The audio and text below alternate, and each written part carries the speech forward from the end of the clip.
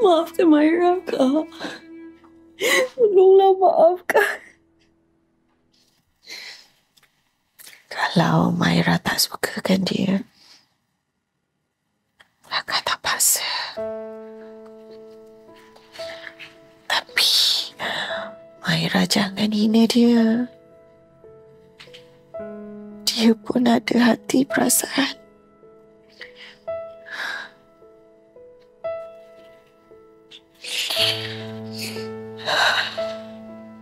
Dia kata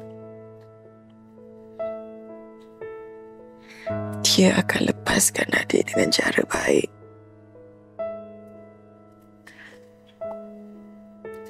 Dia sedar diri dia.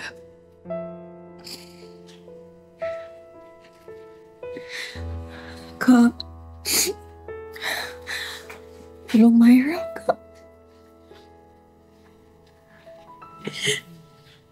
Abang Budin nak lepaskan Maira selepas akak selesai bedah.